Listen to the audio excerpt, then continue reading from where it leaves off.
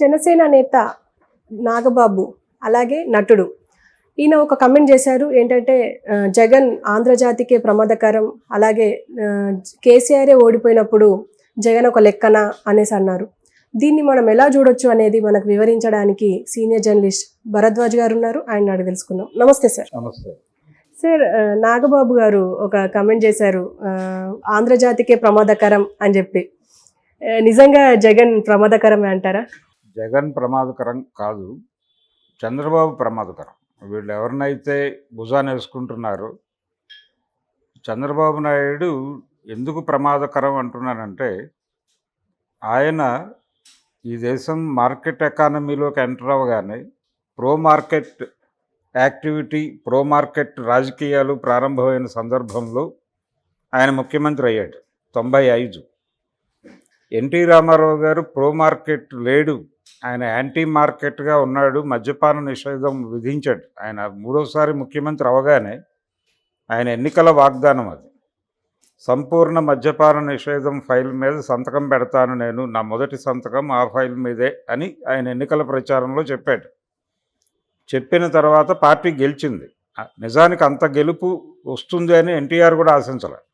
అంతకుముందు ఆయన గెలిచిన 2 ఎన్నికల్లో వచ్చిన సీట్ల కంటే ఎక్కువ సీట్లు వచ్చినాయి.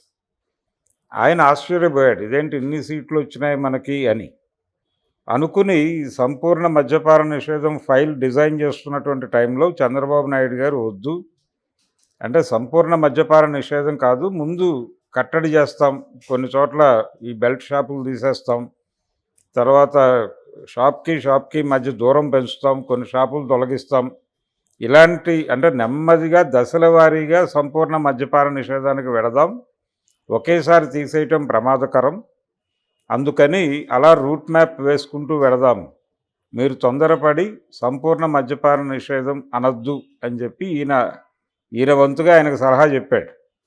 కానీ ఆయన ఎవరి మాట వినే మనిషి కాదు కాబట్టి ఆయన ఇవన్నీ పట్టించుకోకుండా ఆ రోజు ప్రమాణ స్వీకారం రోజు ఎల్బీ స్టేడియంలో ఆ ఫైల్ మీదే సంతకం పెట్టాడు. పెట్టి రేపటి నుంచి అప్పుడు ఉమ్మడి ఆంధ్రప్రదేశ్ ఎక్కడా కూడా మద్యం దుకాణం ఉండటానికి వీల్లేదు, రేపు ఉదయం నుంచే ఇది అమల్లోకి వస్తుందని ప్రకటించేశాడు ఆయన. అయిపోయింది. మర్నాటికి టోటల్గా అన్ని షాపులు అన్ని ప్రాంతాల్లోనూ మూసారు.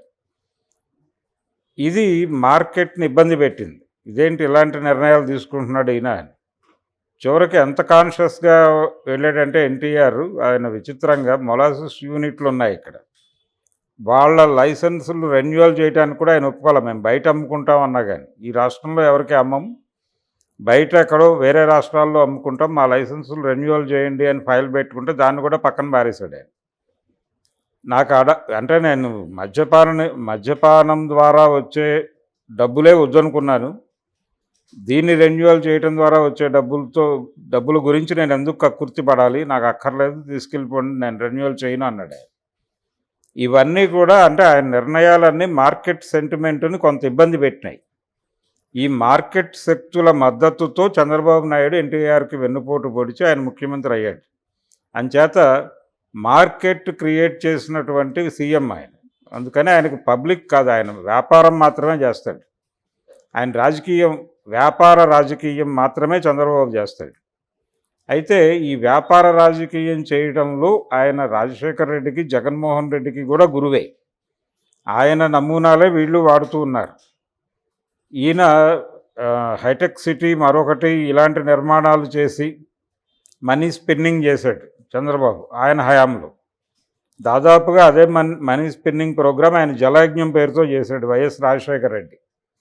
కాబట్టి అంటే భూకేటాయింపులు విచ్చలవిడిగా చేయటము, తద్వారా మీకిది మాకది పద్ధతిలో డబ్బులు సంపాదించటం, ఇదంతా 95 తర్వాత మొదలైంది. 95కి ముందు ముఖ్యమంత్రులుగా ఉన్న వాళ్ళ ఆస్తులు, 95 తర్వాత ముఖ్యమంత్రులు ఎక్కడైనా సరే, ఏ స్టేట్లో అయినా సరే ముఖ్యమంత్రులైన వాళ్ళ ఆస్తులు చూస్తే వీళ్ళ ఆస్తులు కంటే అంటే ఆ రోజుల్లో ముఖ్యమంత్రులుగా ఉన్నటువంటి వాళ్ళు చెన్నారెడ్డి కావచ్చు, ఎన్టీఆర్ కావచ్చు, అంటే సుదీర్ఘకాలం, అప్పటికి సుదీర్ఘకాలం 7 ఏళ్ల పైన ముఖ్యమంత్రులుగా ఉన్నవాళ్ళు ఇద్దరు, బ్రహ్మానంద రెడ్డి, ఎన్టీఆర్.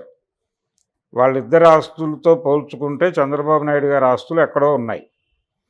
అలాగే జగన్మోహన్ రెడ్డి ఆస్తులు, రాజశేఖర్ రెడ్డి, ఆ తర్వాత అంటే 95 తర్వాత ముఖ్యమంత్రులు అయినటువంటి వాళ్ళందరి ఆస్తులు చాలా హై లెవెల్లో ఉన్నాయి. ఇక్కడ మాత్రమే కాదు, అన్ని రాష్ట్రాల్లో కూడా.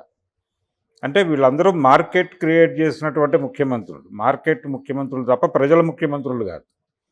ఈ విషయంలో చంద్రబాబు నాయుడు చాలా, అంటే కంపారిటివ్గా జగన్తో పోలిస్తే ప్రమాదకరం. ఈయన ఏం చేయడానికనే సిద్ధపడతాడు కార్పొరేట్ల కోసం. 35,000 ఎకరాలు రైతుల దగ్గర నుంచి తీసేసుకుని, ఎటువంటి మొహమాటం లేకుండా తీసేసుకుని, 50 ఏళ్ళు పడుతుంది ఇక్కడ నా మహానగర నిర్మాణం జరగటానికి, ఈ 50 ఏళ్ళు నన్నే గెలిపించుకోవాల్సి ఉంటుంది మీరు అని బ్లాక్మెయిల్ చేసిన ఘనుడు ఆయన అమరావతి పేరుతో. అలాగే ఒక సెక్రటేరియట్, ఒక హైకోర్టు, అలాగే ఒక శాసనసభ నిర్మించేస్తే పర్మనెంట్గా మిగిలినదన్నీ అవే ఏర్పడతాయి. ఈ నిర్మాణాలు చేసేస్తే అక్కడికి వచ్చేటువంటి మనుషుల కోసం హోటళ్ళు పెట్టేవాళ్ళు వస్తారు. ఆ పొలాల వాళ్ళే, అంటే ఆ పొలాల యజమానులే బిల్డింగ్స్ కట్టి హోటల్స్ పెట్టి వ్యాపారం చేసుకునేవాళ్ళు. అలాగే ఇళ్ళు అద్దెలకు ఇవ్వటం కోసం రకరకాల ఇళ్ళు నిర్మాణాలు జరిగేవి, వాళ్ళే జరుపుకునేవాళ్ళు. ఈయన చెయ్యక్కర్లా. మీరు మీ స్థలాలన్నీ నాకివ్వండి, నేను నిర్మాణం చేస్తాను అనటం ఏంటిది? అంటే ఎవరికో మేలు చేయటం కోసం జనాల్ని మభ్యపెట్టాడు ఆయన. మోసం చేసింది చంద్రబాబు క్యాపిటల్ రైతుల్ని, జగన్మోహన్ రెడ్డి కాదు. జగన్మోహన్ రెడ్డి మోసం చేశాడని చెప్తున్నారు కానీ జగన్మోహన్ రెడ్డి కాదు మోసం చేసింది, చంద్రబాబే. అమరావతి రైతుల శత్రువు చంద్రబాబే. కాబట్టి ఆయన అంటే మహానగర నిర్మాణం దానంతట అది జరిగేది. హైదరాబాదులో కూడా సెక్రటేరియట్ ఉన్న భవనాలు వాడారు అప్పుడు. ఇప్పుడు కేసీఆర్ 2 ఏళ్లలో అది నిర్మించాడు కానీ అప్పటికి ఉన్న భవనాలనే అసెంబ్లీకి వాడారు, హైకోర్టుకి అదే వాడారు. ఒక గుంటూరులో మాత్రమే హైకోర్టు పేరుతో ఒక నిర్మాణం జరిగింది అప్పుడు ఆంధ్ర రాష్ట్రం కోసం. అక్కడ హైకోర్టు కొంతకాలం నడిచిన తర్వాత అది హైదరాబాద్ వచ్చింది. ఇంతే తప్ప ఇలా రాజధాని నిర్మాణం అంటే ఒక రాష్ట్రం కోసం రాజధాని నిర్మించినటువంటి పరిస్థితి ఎప్పుడూ లేదు. పంజాబ్లో జరిగింది అది, చండీగఢ్లో ఒక ప్లాంట్ సిటీ వాళ్ళు నిర్మాణం చేశారు, అంతవరకే. అది కూడా ఈయన డిజైన్ చేసినంత 35,000 ఎకరాల వ్యవహారం కాదు అది. వాళ్ళు కూడా కొన్ని నిర్మాణాలు వాళ్ళు చేసి ఒక లేఅవుట్ ఇచ్చారు. ఆ లేఅవుట్లో ఇతర నిర్మాణాలు జరుగుతూ వెళ్ళినాయి ఒక ప్రాసెస్ ప్రకారం. ఇది చేయకుండా చంద్రబాబు నాయుడు అసలు మొత్తం నేనే చేస్తాను, మీ భూములన్నీ నాకు ఇచ్చేసేయండి అని బలవంతంగా వాళ్ళ దగ్గర లాక్కుని వాళ్ళని రోడ్ల మీద నిలబెట్టాడు. ఆ తర్వాత వచ్చిన గవర్నమెంటు అదొక నిర్ణయం తీసుకుని మేము ఇక్కడ ఇంకేం చేయట్లేదు యాక్టివిటీ అని చెప్పడంతో ఒక్కసారి వాళ్ళకి ఏం చేయాలో అర్థం కాని పరిస్థితి వెళ్ళిపోయి అసలు మొదట భూములు లాక్కున్న వాడిని నిలదీయకుండా నువ్వు మమ్మల్ని ఎందుకు పోషించవు అని జగన్మోహన్ రెడ్డిని నిలదీస్తూ వచ్చారు వాళ్ళు ఇప్పటివరకు, అదే గొడవ. కాబట్టి చంద్రబాబు నాయుడే ప్రమాదకరం ఆంధ్రప్రదేశ్ అనేటువంటి రాష్ట్రానికి. అయితే చంద్రబాబుతో పొత్తుంది కాబట్టి నాగబాబు గారు జగన్మోహన్ రెడ్డి మీద దాడి చేస్తున్నాడు. పవన్ కళ్యాణ్ కూడా, అంటే పవన్ కళ్యాణ్ ఎట్టి పరిస్థితుల్లోనూ జగన్ రాకూడదు అనేది ఆయన ఆ విషయంలో స్టాండ్ మార్చలేదు. మొదటి నుంచి అదే స్టాండ్లో ఉన్నాడు ఆయన.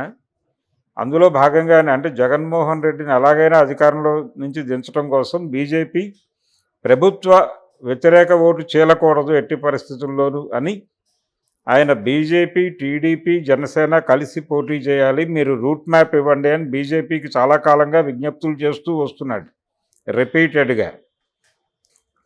ఇది ఆయన ప్రోగ్రాం. అందుకని ఆ ప్రోగ్రాంలో భాగంగా జనసేనలో ఉన్నటువంటి ఒక నాయకుడిగా నాగబాబు గారు జగన్మోహన్ రెడ్డి మీద దాడి చేశాడు. కానీ నిజానికి జగన్ శత్రువు కాదు ఆంధ్రప్రదేశ్కి. కంపారిటివ్గా జగను చంద్రబాబుల్ని కంపేర్ చేస్తే చంద్రబాబే ఎక్కువ ప్రమాదకరం జగన్మోహన్ రెడ్డితో పోలిస్తే. ఇంకో కమెంట్ కూడా చేశారు, అంటే కేసీఆరే ఓడిపోయాడు జగన్ లెక్కనా అని చెప్పి. ఎవరైనా ఓడిపోవచ్చు, ఎటువంటి వాళ్ళైనా. గెలుపు ఓటమి అనేది వీళ్ళ చేతుల్లో లేదు. ఇందిరాగాంధీ రాజనారాయణ చేతిలో ఓడిపోతుందని ఎవరూ అనుకోలేదు ఆ రోజున, ఆవిడ ఓడిపోయింది. అలా మహామహులు ఓడిపోయారు. చిత్తరంజన్ అనేటువంటి ఒక యువకుడి చేతిలో ఆ రోజుల్లో ఎన్టీ రామారావు గారు కూడా ఓడిపోయాడు. ఇలాంటివి జరుగుతాయి. అంటే గెలుపు ఓటమి. ఇప్పుడు కొత్తగా పార్టీ పెట్టి 9 నెలలు అయింది. వేళ్ళూనుకు పోయినటువంటి కాంగ్రెస్ పార్టీ, అప్పటికి 35 సంవత్సరాల నుంచి పరిపాలనలో ఉన్నటువంటి కాంగ్రెస్ పార్టీని తెలుగుదేశం పార్టీ పక్కన పెట్టేస్తుందని ఎవరూ అనుకోలేదు. ఆ రోజున గెలిచింది ఆ పార్టీ. ఆయనే అనుకోలేదు. ఆయనే చివరి ప్రెస్ మీట్లో, మీట్ ది ప్రెస్ కార్యక్రమంలో రామారావు గారిని మీరు అధికారంలోకి వస్తున్నారా అని అడిగితే ఆయన చెప్పింది మాట ఏంటంటే, అంటే కాంగ్రెస్ పార్టీకి ఒక బలమైన ప్రతిపక్షాన్ని రుచి చూపించబోతున్నాను అన్నాడు ఆయన. అదే బ్యానర్ మర్నాడు పేపర్లో. అలాంటిది రిజల్ట్ వచ్చేసరికి ఆయన గెలిచి సీఎం అయ్యాడు. అందుకని ఏదైనా జరగచ్చు చివరి నిమిషంలో. కేసీఆర్ ఓడిపోయాడు అనడానికి అనేక కారణాలు. జగన్మోహన్ రెడ్డి మీద ఇలాంటి అభిప్రాయాలే ఉన్నాయా జనాలకి అనేది కూడా చూడాలి. అలాగే వీళ్ళ మీద నమ్మకం ఏ రేంజ్లో ఉంది. ఇప్పుడు ఆల్టర్నేటివ్గా కాంగ్రెస్ పార్టీని చూశారు వాళ్ళు. తెలంగాణ నేటివ్ ఓటర్లు, సెటిలర్ ఓటర్స్ కాదు. సెటిలర్ ఓటర్స్ కేసీఆర్తోనే ఉన్నారు. ఇప్పుడు లేరు. ఇప్పుడు వాళ్ళు బీజేపీ వైపు టర్న్ అయి ఉన్నారు. కాబట్టి తెలంగాణ పరిస్థితులు వేరు, ఆంధ్ర పరిస్థితులు వేరు. ఆ లెక్కన కేసీఆర్ 2 సార్లు గెలిచాడు ఇక్కడ, ఆ పోలిక తీసుకొస్తే. మరి అక్కడ ఇదే పోలిక అక్కడ పెడితే జగన్ ఇంకోసారి గెలవాలి నాగబాబు గారి స్టేట్మెంట్ ప్రకారమే. 3వసారి ఓడిపోయాడు ఆయన. కాబట్టి 3వసారి మాత్రమే చంద్రబాబు గెలవగలడు అనే సిద్ధాంతం చెప్పాలి ఆయన కేసీఆర్తో పోలిస్తే. అందుకని కేసీఆర్తో పోల్చడం అనేది కరెక్ట్ కాదు. కేసీఆర్తో పోల్చడము కరెక్ట్ కాదు నాగబాబు. అలాగే జగన్ కంటే చంద్రబాబు చాలా మేలు అని చెప్పడం కూడా తప్పే. చంద్రబాబు నాయుడు గెలిచిన తర్వాత తానేమిటో చూపిస్తాడు వీళ్ళందరికీ. ఏ లెవెల్లో రాష్ట్రాన్ని ఆయన ఎలా దోస్తాడో వీళ్ళకి అర్థం కాని రీతిలో వెళ్ళిపోతాయి. చంద్రబాబు నాయుడు చాలా కుటిలమైనటువంటి పద్ధతుల్లో రాష్ట్రాన్ని దోచేయగలడు.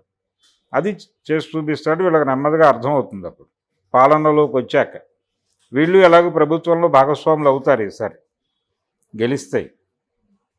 చంద్రబాబు అంటే పవన్ కళ్యాణ్కి ఎట్లాగూ ముఖ్యమంత్రి ఇవ్వరు, కానీ ఉప ముఖ్యమంత్రి తప్పదు అని అంటున్నారు ఇప్పటిదాకా.